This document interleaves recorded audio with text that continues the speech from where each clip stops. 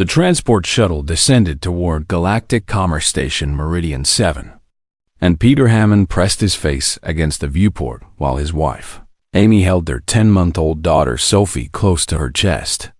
The baby gurgled and reached for the stars outside, her tiny fingers grasping at nothing while Peter smiled at the sight. "Look at that," Peter said, his voice full of wonder. Our daughter's first view of a real space station. Amy adjusted Sophie in her arms and moved closer to the window.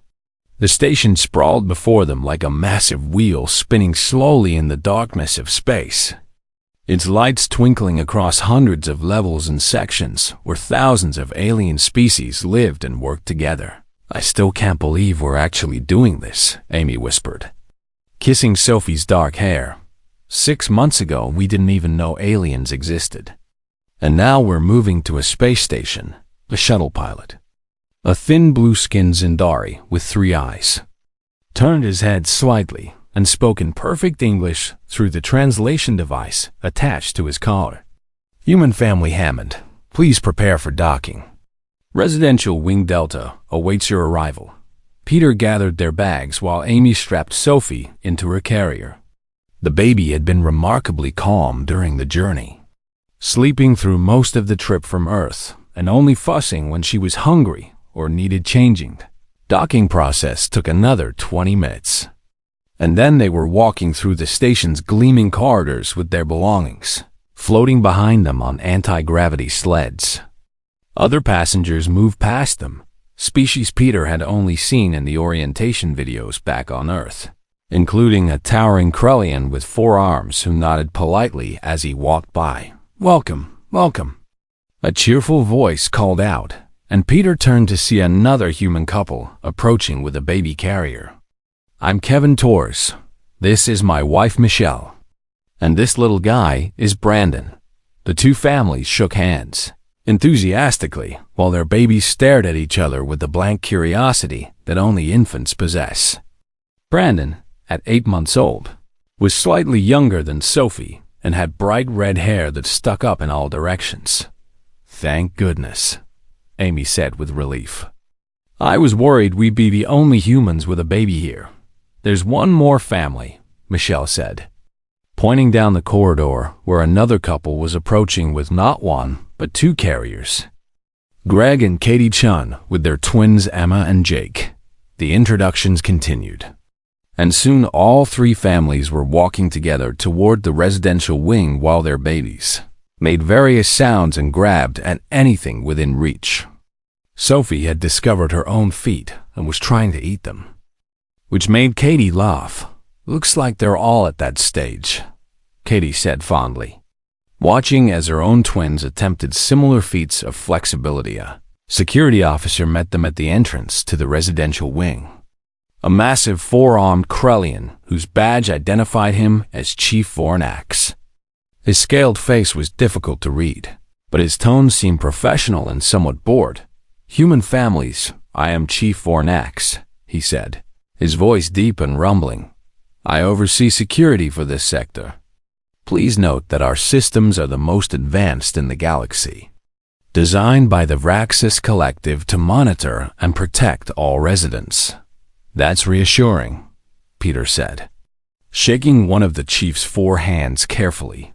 "The system uses biosignature analysis and behavioral pattern recognition," Vornax continued, clearly reciting from memory. "It can detect threats before they materialize and respond to dangerous situations with appropriate countermeasures." "Sounds very high-tech," Kevin said. Shifting Brandon in his arms, Vornax nodded slowly. "In 300 years of operation, the Vraxis security system has never failed to identify a genuine threat. You will be safe here." The families were led to their adjacent quarters, which were surprisingly spacious and filled with light from panels that mimicked natural sunlight. The Galactic Council had done their best to make the spaces comfortable for humans, with furniture sized appropriately and kitchen facilities that could handle Earth food. Peter walked through their new home, while Amy set up Sophie's play area in the corner of the main living space. The walls were smooth and slightly reflective, a design choice that many galactic species preferred because it distributed light evenly throughout the room. "This is actually pretty nice," Peter said, opening cabinets and checking the bathroom facilities. "Better than I expected." Amy had finished setting up the cushion play mat and was placing Sophie in the center of it, surrounded by soft toys. The baby immediately grabbed a stuffed animal and tried to eat it while Amy went to unpack their clothes. Sophie sat there contentedly for a few minutes, chewing on various toys and making happy sounds. Then she noticed something on the wall directly in front of her. Something that moved when she moved. The reflective panel caught her attention completely, and Sophie stopped chewing to stare at the baby she saw there. The other baby stared back with dark eyes, exactly like her own. Sophie tilted her head. The other baby tilted its head till she waved one chubby hand. The other baby waved back. This was fascinating beyond measure, and Sophie began to babble enthusiastically at this new friend. "Mama baga." The other baby's mouth moved in exactly the same way, which was even more exciting. In the security office 3 levels below, a soft alarm chimed at Junior Analyst Tellus's workstation. The small Brevix leaned forward, his whiskers twitching as he examined the alert. "Chief Vornax?" Tellus called out nervously. "I have an anomaly in Residential Delta." Section 7. Vornax walked over and looked at the screen with 2 of his eyes, while the other 2 scanned other monitors.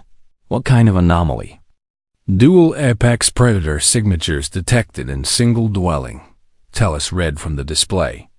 "Biosigns indicate 2 distinct entities, both matching human infant parameters. The Hammond family only declared 1 offspring," Vornax said, his scales rippling with confusion. "Check the manifest."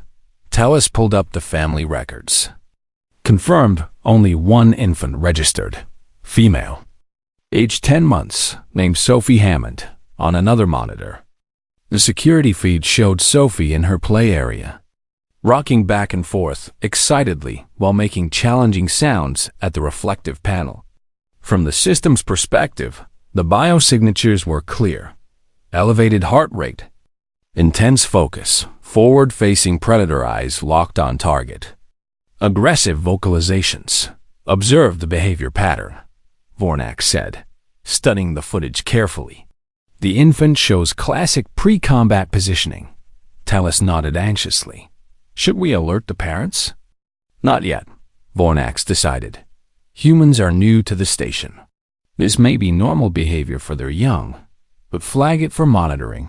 Sophie, completely unaware that she had triggered a security alert, continued her enthusiastic conversation with her reflection. She bounced up and down, clapped her hands, and squealed with delight when the other baby did exactly the same things.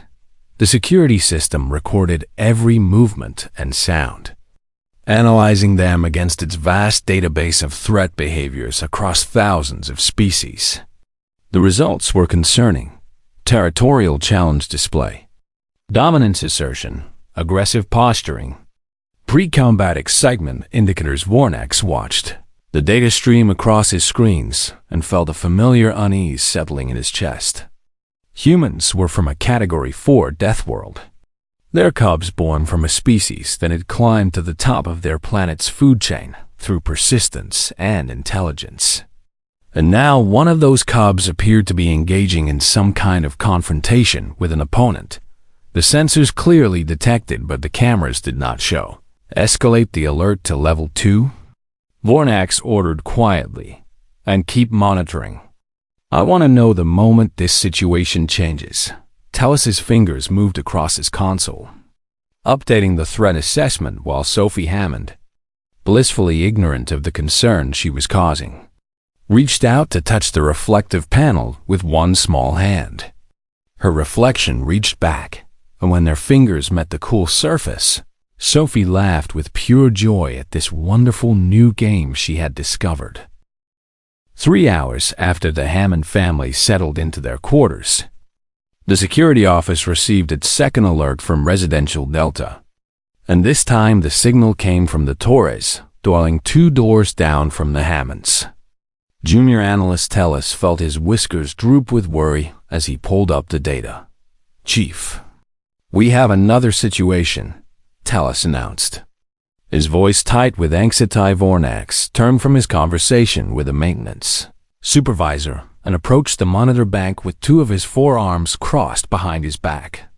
What he saw made his scales ripple in a pattern that indicated deep concern. Brandon Torres, the 8-month-old human infant with the distinctive red hair, had crawled across his family's living space and now sat directly in front of a reflective door panel. The baby was slapping both hands against the surface with considerable enthusiasm while making loud vocalizations. Aggressive physical contact with territorial barrier, the security system reported in its calm, automated voice. Entity displaying dominance assertion behaviors. Michelle Torres walked past in the background of the footage, carrying laundry and completely unconcerned about her son's apparent aggression toward the door. "The parent shows no alarm," Tellus observed, pointing at the human female's relaxed posture. "Perhaps human parents are accustomed to violent behavior in their young," Vornax suggested grimly. "Their homeworld requires such adaptations for survival." The door panel shook slightly with each impact from Brandon's small hands, and the baby's face showed intense concentration as he alternated between hitting the surface and pressing his nose against it. To the security system sensors, every action read as hostile intent. Then a third alert chimed, and Tellus made a sound of distress that came from deep in his throat. "The chum dwelling," he said unnecessarily. As Vornax was already pulling up the new footage, the twin human cubs, Emma and Jake, had both discovered the same large mirror that took up most of one wall in their quarters. They sat facing it side by side, and what the security system detected made Vornax's primary heart beat faster. Coordinated dual apex challenge response, the system announced. Possible pack behavior detected. Threat level elevated. The twins were waving their arms in perfect synchronization, babbling at their reflections in what appeared to be a call and response pattern. When Emma squealed, Jake squealed back, and both of them rocked back and forth in rhythm. "They're coordinating their aggressive display," Vornax said slowly, watching the movements repeat. "This indicates higher intelligence than we anticipated in human cubs." Katie Chun appeared in the frame, smiled at her twins, and took a picture with her communication device before walking away again. She seemed completely unbothered by what looked like her children preparing for some kind of confrontation. "I need to convene the security team," Vornax decided, straightening to his full height. "This pattern suggests we may have seriously underestimated the threat potential of human offspring." Within 20 minutes, 6 security officers gathered in the briefing room while Vornax displayed the footage from all 3 incidents on the main screen. The officers represented 4 different species, each bringing their own perspective on threat assessment. "As you can see," Vornax began, gesturing with 2 arms while his other 2 manipulated the display controls. "We have multiple human cubs engaging in what appears to be coordinated aggressive behavior." He played the footage of Sophie Hammond bouncing and vocalizing. Subject 1 shows classic territorial challenge patterns.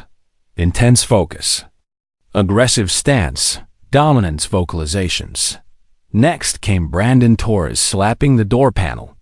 Subject 2 demonstrates physical aggression toward barriers, possible escape attempt or territorial expansion. Finally, the Chun twins appeared on screen.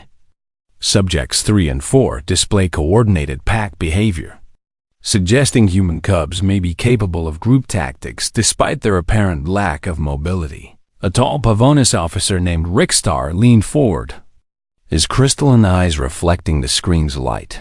"Chief Vornax, I must ask, why were Deathworlder predators allowed to bring their young to a civilian station?" The Galactic Council approved human family integration as part of the Cultural Exchange Program, Vornax replied carefully. "We were assured that human cubs pose no threat to station residents. Yet your own security system contradicts that assurance. Rickstar pressed. These readings show clear aggressive intent. Tellus raised one small paw tentatively. If I may, Chief, I conducted research on human homeworld development. Earth is classified as a death world Category 4, with extreme climate variations, dangerous predators, and hostile environmental conditions. Go on. Vornax encouraged.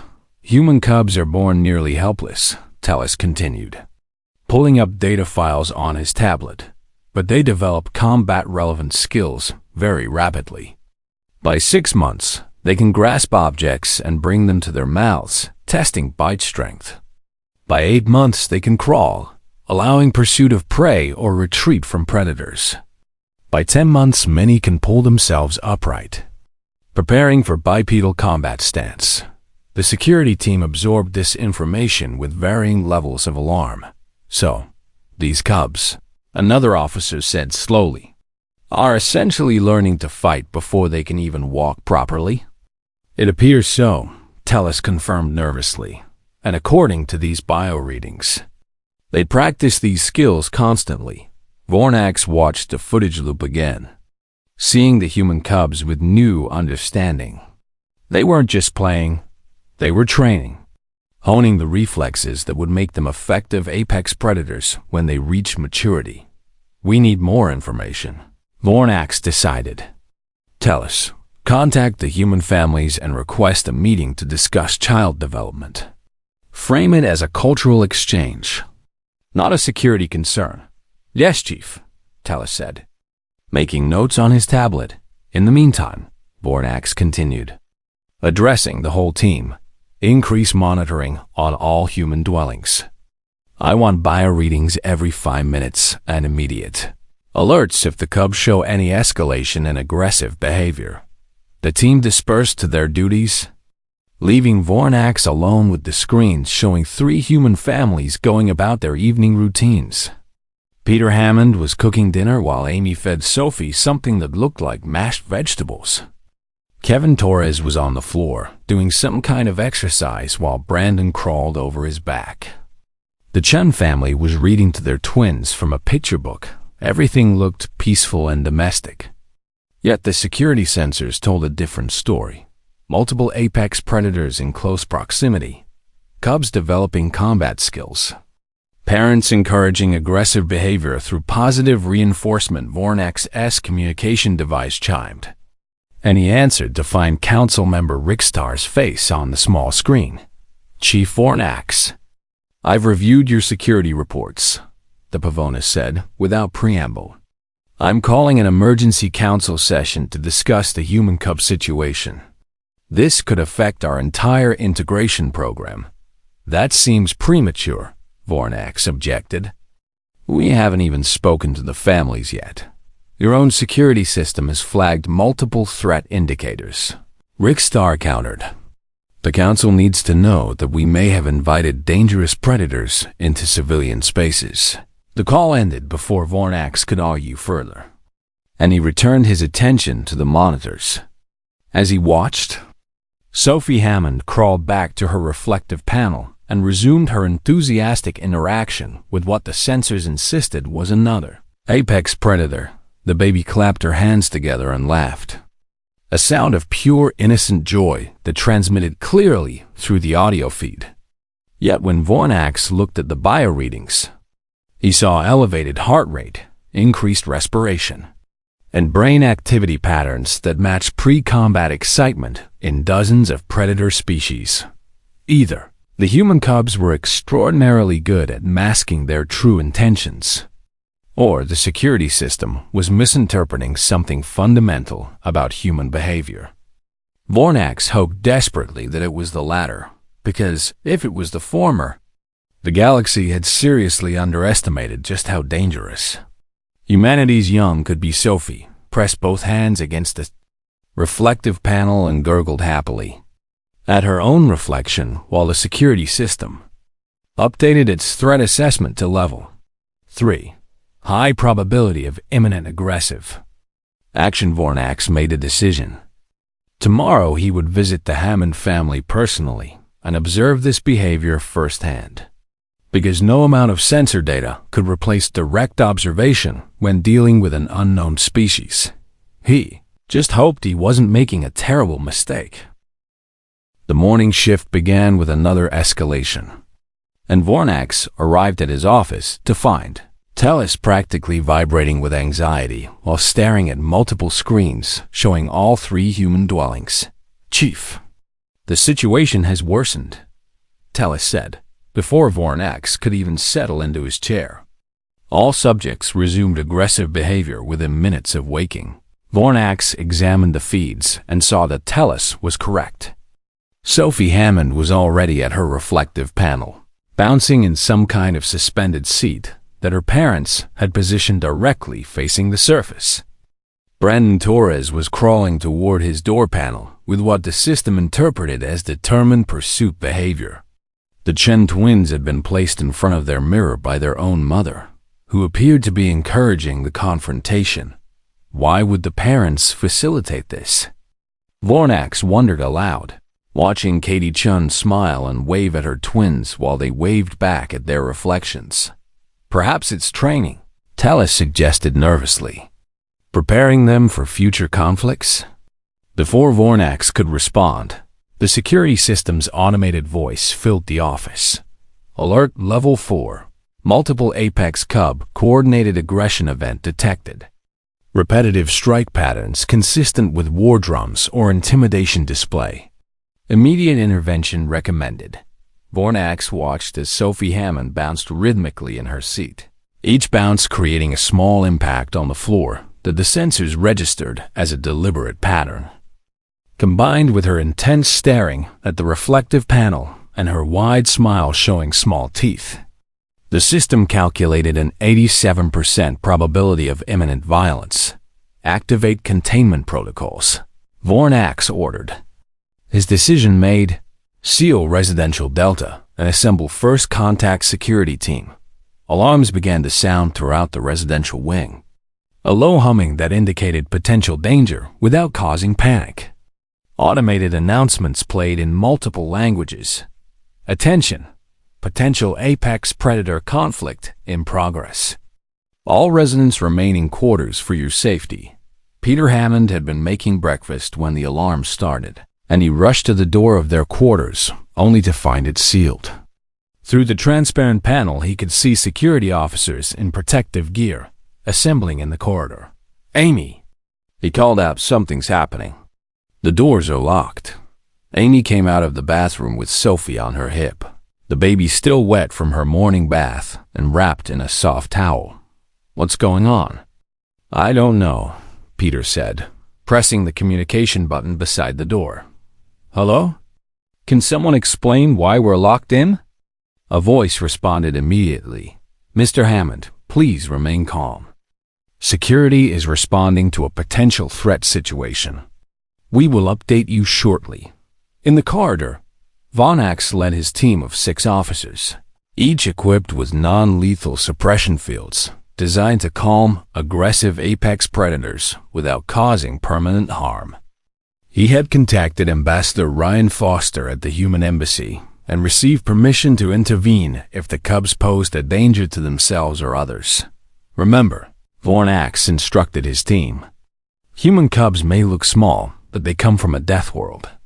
Do not underestimate them, and do not make direct physical contact unless absolutely necessary." The team positioned themselves outside each dwelling where alerts had been triggered. Vornax took the Hammond quarters himself. Standing before the door with his suppression field generator ready in one hand. "Open the door," he ordered through his communicator. The door slid open and Vornax stepped through, his 4 eyes scanning the room for threats. He immediately detected what sounded like aggressive vocalizations coming from the main living area. A series of high-pitched sounds that his translator rendered as gibberish, but his instincts recognized as challenging calls. He moved forward carefully and found the source. Sophie Hammond in her bouncing seat, facing the reflective panel and making enthusiastic noises while waving her arms. Vornax looked around for the second cub that his sensors clearly detected. The one Sophie was challenging, but saw no other infant in the room. Peter Hammond appeared in the doorway, his hands raised in a non-threatening gesture. Chief Warnax? What's happening? Is Sophie in danger? Where's the second human cub? Warnax demanded, his suppression field generator humming to life. Second cub? Peter looked genuinely confused. We only have Sophie. There's no other baby here. Warnax gestured at his portable scanner with one hand while keeping the suppression field ready with another. My sensors detect two distinct apex predator signatures in this room, both matching human infant biopatterns. Peter followed Warnax's gaze to Sophie, then to the reflective panel, and his expression changed from confusion to understanding. Oh no, he said, and despite the seriousness of the situation, he started to smile. You mean her reflection? Reflection? Warnax repeated the word slowly, his translator struggling with the concept. The mirror, Peter explained, pointing at the reflective panel. It's just a reflective surface. Sophie doesn't understand that it's showing her own image. She thinks it's another baby. Warnax approached the panel cautiously, studying it with all four eyes. He had seen reflective surfaces before, of course, but most galactic species developed understanding of reflections before they developed mobility. He waved one claw-tipped hand in front of the panel and watched as a claw-tipped hand waved back. Amy Hammond rushed into the room with Sophie now dressed and making grabbing motions toward Warnax. Please don't hurt her, Amy pleaded. She's just a baby. She doesn't understand mirrors yet. Mirrors, Warnax said, still processing. You mean these reflective surfaces are intentionally installed for viewing one's own image? Well, yes, Amy said, bouncing Sophie gently. Don't your people use mirrors? We do, Warnax admitted. But our young understand the concept before they develop motor control. They would never mistake a reflection for another individual. Through his communicator. Reports were coming in from the other security teams. The Taurus family had explained the same thing about Brandon and his door panel. The Chun family was laughing and demonstrating how their twins interacted with their own reflections. Vaughns felt something he rarely experienced in his 3 decades of security work. Profound embarrassment. Stand down all teams, he ordered into his communicator. There is no threat. Repeat, no threat detected. He turned back to the Hammond family and attempted to explain. Our security system detected what appeared to be aggressive behavior, elevated heart rate, intense focus, challenging vocalizations, territorial displays. She's happy, Amy said gently. Babies get excited when they play. Their hearts beat faster. They focus on things that interest them. They make sounds because they're learning to communicate. None of it is aggressive. Sophie reached out toward Warnax again and made a sound that could have been up or might have been meaningless babble. Regardless, the intent seemed clear. She wanted to be held. Warnax looked at the small human, noting the forward-facing predator eyes, the grasping hands, the visible teeth in her smile. Everything about her biology screamed apex predator, yet her behavior was utterly non-threatening, simply curious and playful. May I? He asked, extending 2 of his 4 hands. Amy hesitated only a moment before carefully transferring Sophie to Warnax's arms. The baby settled against his scaled chest with complete trust, grabbing one of his collar ornaments and trying to bring it to her mouth. She's teething, Amy explained. Everything goes in her mouth right now. It's normal development. Warnax had conducted threat assessments on thousands of species, had studied predator behavior across hundreds of worlds, and had never felt quite so foolish as he did holding this tiny human while she drooled on his uniform. Ambassador Ryan Twaster arrived 20 minutes later, summoned by the security alert, and found Warnax sitting in the Hammond living room with Sophie on one knee while Amy explained the concept of developmental milestones to the increasingly mortified security chief. So you're telling me, Ryan said, struggling not to laugh, That you locked down an entire residential wing because babies were playing with mirrors? The security system indicated multiple apex predator conflict scenarios, Vornax defended, though his usual confidence had definitely diminished. The bio readings were consistent with pre-combat behavior patterns in adult predators. Maybe, Ryan said, accepting a cup of coffee from Peter. But in human babies, elevated heart rate just means they're excited. Intense focus means they found something interesting. Showing teeth is called smiling, and it indicates happiness, not aggression. Sophie had discovered that Vornax's S-scaled skin felt different from human skin, and was methodically touching each of his forearms with intense concentration. When do human cubs develop mirror self-recognition? Vornax asked, genuinely curious now. Usually between 18 and 24 months, Amy answered, watching her daughter explore their alien visitor. Right now, Sophie's brain is focused on developing motor skills and language. Understanding that a reflection is yourself comes later, but she can already move, grasp, and pursue objects, Vornax said. Most species develop cognitive abilities first and physical abilities later. Humans are different, Ryan explained. Our evolution prioritized physical capability because our ancestors needed to move to survive. The thinking part came after we could already run and climb and hunt. This explained so much about human behavior that had puzzled the Galactic Council, their tendency to act before planning thoroughly.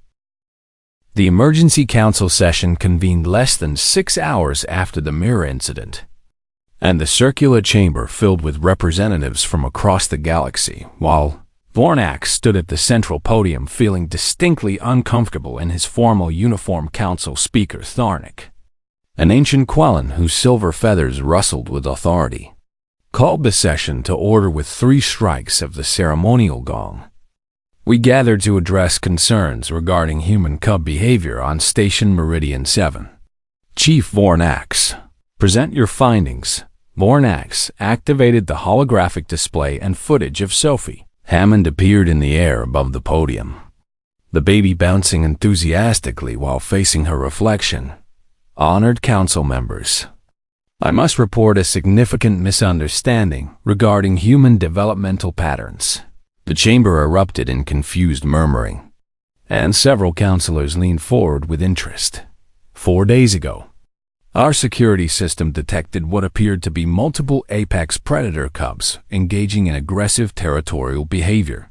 Vornax continued, displaying the bio readings alongside the video. Elevated heart rates, intense focus, challenging vocalizations, physical aggression toward barriers. Councilor Rixtar stood from his seat in the Pavonis section, his crystalline form refracting the chamber's light into rainbow patterns. Chief Vornax, these readings clearly indicate threat behavior. Why do you now characterize this as a misunderstanding? Because the cubs were interacting with their own reflections, Vornax said, switching the display to show Sophie's perspective. They do not yet possess mirror self-recognition. They believe they were encountering other infants. The chamber fell silent for a long moment before chaos erupted. Dozens of counselors tried to speak at once, their translators creating a cacophony of overlapping voices until Tharnik struck the gong again. Order! The speaker commanded, one at a time. Counselor Rixtar, you may continue. This is even more concerning than I thought, Rixtar declared, his voice resonating through the chamber. The humans have sent us cubs that cannot even recognize themselves. What other basic cognitive functions do they lack? If I may address that, Ambassador Ryan Foster rose from the human delegation section. I can explain human developmental psychology. Tharnik gestured permission, and Ryan activated his own display showing charts and graphs. Human infants develop physical capabilities before cognitive sophistication, Ryan began. At 6 months, they can sit independently and grasp objects. At 8 months, most can crawl. At 10 months, many can pull themselves upright. At 12 months, they typically walk. yet they cannot recognize their own reflection. A brevics counselor asked incredulously. Mirror self-recognition develops between 18 and 24 months. Ryan confirmed, this is completely normal for our species. Physical ability precedes cognitive understanding because our evolutionary environment required immediate mobility for survival. He changed the display to show footage from Earth. Human babies playing peekaboo, laughing at their own reflections, stacking blocks, crawling after pets. These are normal developmental behaviors, Ryan explained. What your security system interpreted as aggression is actually play, exploration, and learning. Counselor Lissara, a maternal koala known for her work in child development across species, requested to speak. Ambassador Foster, you're saying that human cubs can move and manipulate objects before they understand object permanence or self-awareness? Essentially, yes, Ryan agreed. Our brains prioritize motor development and sensory processing first. Abstract thinking and self-conceptualization come later. This explains much about human behavior. A Zindari philosopher observed dryly. They often seem to act before thinking thoroughly. Nervous laughter rippled through the chamber. And even Ryan smiled. There's probably some truth to that stereotype. Rickstar wasn't satisfied. Regardless of the explanation, we must consider whether it's safe to have cubs with such limited cognitive development in civilian spaces. They could harm themselves or others through simple lack of understanding. With respect, counselor, Ryan countered. Human parents have successfully raised cubs for hundreds of thousands of years. We're quite good at keeping them safe, despite their enthusiastic exploration. I would like to observe these cubs myself, Lissara announced. If the council permits, I wish to visit Station Meridian 7 and conduct behavioral assessments. The motion passed quickly, and within 2 hours, Lissara was boarding a shuttle to the station with her.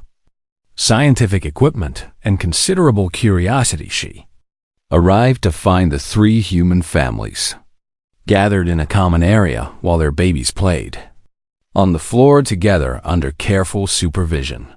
Sophie Hammond was showing Brandon Torres her stuffed toy, which Brandon immediately tried to eat.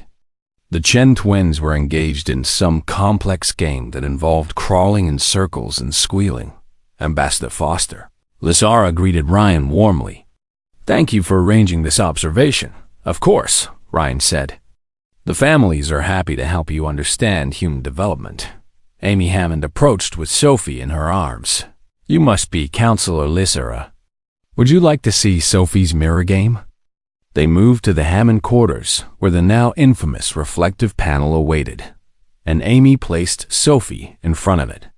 The baby's reaction was immediate and enthusiastic.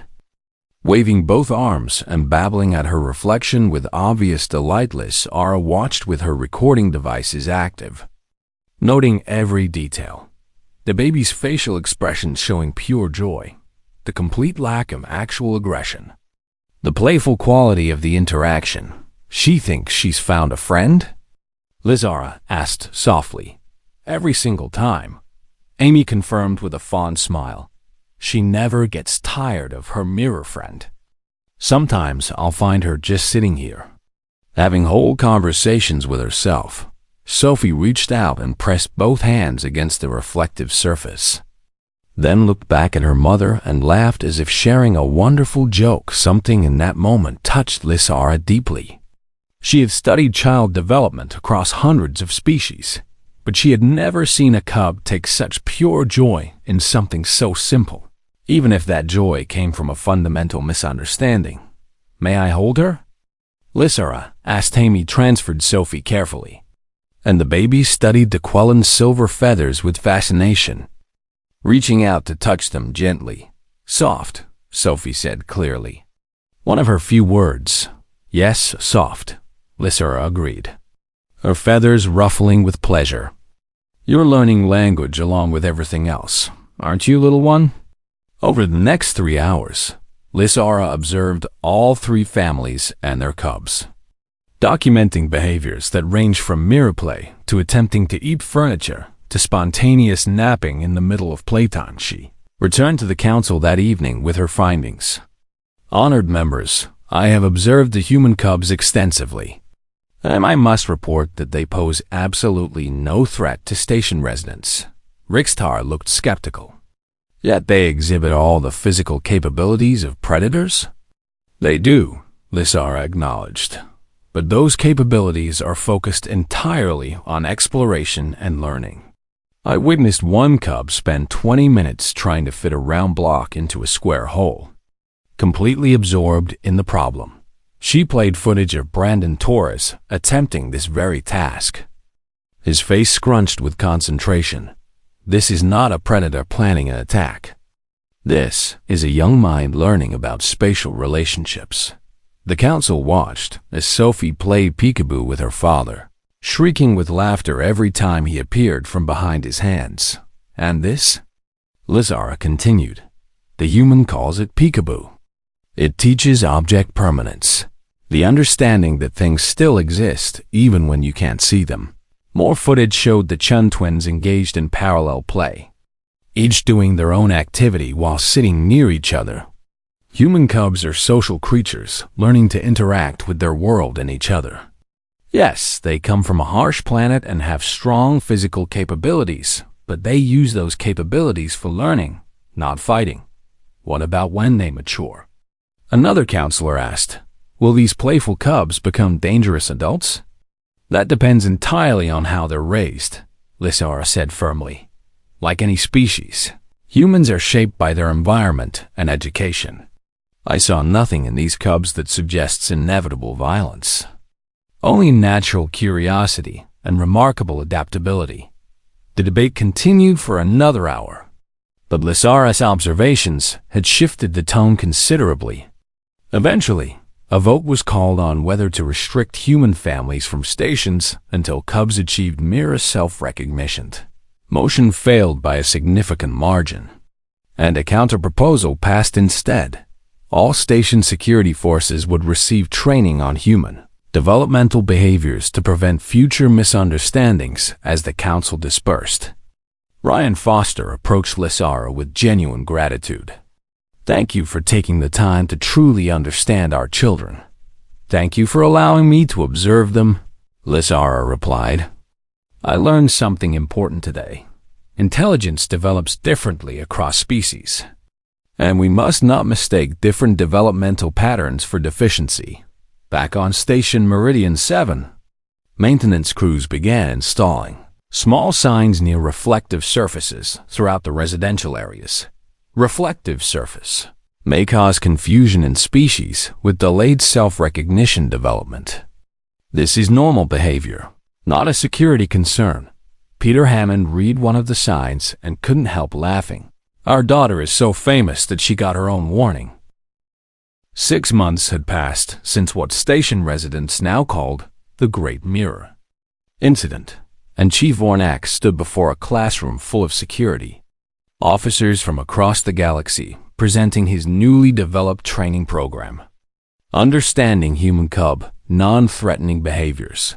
This module covers mirror play, Vornak said, displaying footage of Sophie Hammond at various ages interacting with her reflection.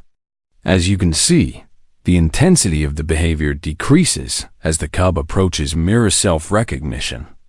Typically around 20 months, a young brevet officer raised her paw. Chief, how do we distinguish between mirror play and actual aggressive behavior if another cub is present? Excellent question, Vornax replied, switching to a split screen showing Sophie with her reflection on one side and Sophie playing with Brandon Torres on the other. Notice the difference. With the mirror, her focus never breaks. With another cub, she looks away, checks for parent approval, shares toys. Mirror play is characterized by perfect synchronization because the reflection mimics exactly. The class took notes while Vornax moved through other modules. Peekaboo, temporary object, disappearance games.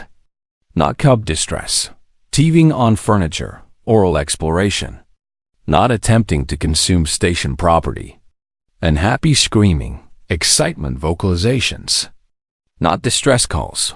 Remember, Vornax concluded, human cubs develop motor skills before cognitive understanding, so behaviors that seem illogical or even dangerous are often normal exploration. When in doubt, observe the parents. If they're unconcerned, the behavior is likely typical after class. Vornax returned to his office to find an interesting message. The footage of Sophie's mirror play had become viral across the galactic network, viewed billions of times across hundreds of worlds. Comment section revealed fascinating cultural differences in interpretation. A Krellian warrior wrote, "The tiny hunter practices her intimidation display. She will be formidable when grown." A Brevix parent commented, "My own cub was baffled by this. He understood mirrors before he could move his limbs properly." A crystalline Pavonis philosopher mused, "Fascinating that a species can be so physically capable yet so cognitively innocent." A Quellan educator noted, "This reminds us that intelligence manifests differently across species. Human cubs teach through their innocent exploration." Vornax found himself smiling at the responses, something he never expected to do regarding what had initially seemed like a serious security threat. His communicator chimed with a call from the Hammond family, and when he answered, Peter's face appeared on screen. "Chief Vornax, I hope we're not disturbing you, but Amy thought you might want to see something." The image shifted to show Sophie, now 16 months old and walking steadily on her own two legs. Amy guided her to the reflective panel that had started everything. "Watch." Amy whispered. Sophie approached the mirror and stopped, studying her reflection with a new kind of focus. She raised one hand slowly, watching the reflection do the same. Then she pointed at the mirror and looked back at her mother. "Sophie?" she said, pointing at herself. Amy's voice cracked with emotion. "Yes, baby, that's Sophie. That's you." Sophie looked back at the mirror, processing this information with visible concentration. She touched her own nose, then touched the mirror's nose. Then her own again. "Me," she declared with certainty, through the communicator. Vornax heard Amy crying happy tears while Peter laughed and scooped Sophie up for a hug. "We wanted you to be here for this moment," Peter said to Vornax, "even if it was just through video. You were part of Sophie's journey." Vornax felt an unfamiliar tightness in his primary chest. "Thank you for including me. This is a significant developmental milestone." "It's more than that," Amy said, wiping her eyes. "You helped us understand how special this moment is. We might have missed it if you hadn't made us think about mirror recognition differently." After the call ended, Vornax updated his training materials with a new note. Human cub mirror self-recognition typically achieved between 18 to 24 months. Moment of recognition is considered significant by human parents and marks transition to new developmental phase. The impacts of the mirror incident continued to ripple outward. The Galactic Council had revised the universal childcare standards for the first time in 3,000 years, adding provisions for species with different developmental timelines. The new standards acknowledged that some species develop physically before cognitively, while others followed the reverse pattern. Neither was superior. Both were valid evolutionary strategies. Station Meridian 7 had become a model for multi-species family integration, hosting not just humans, but also families from newly contacted worlds whose cubs showed unusual developmental patterns. Vornax found himself consulting on cases across the galaxy. A species whose cubs hibernated for their first year was initially thought to be neglecting them. A species whose cubs could speak complex languages before they could walk was suspected of using translation devices to trick observers in each case. Vornax applied the lessons Sophie had taught him. Different didn't mean deficient. Unusual didn't mean threatening 3 months later. The Hammond family invited Vornax to Sophie's second birthday. celebration in the station's multi-species community center. He arrived to find the room filled with families from a dozen different worlds.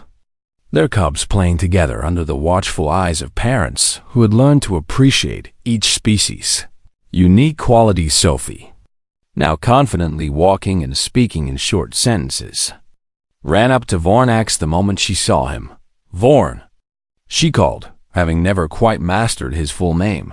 "Hello, Sophie," Vornax said, kneeling to her level with two arms while the other two held a carefully selected gift. "Present?" Sophie asked hopefully. "Yes, but first you must help me with something," Vornax said seriously. "I need to know. Do you still play with mirrors?" Sophie giggled and grabbed his hand, pulling him toward a reflective panel on the wall. "Look," she commanded. They stood together facing the mirror, and Sophie pointed.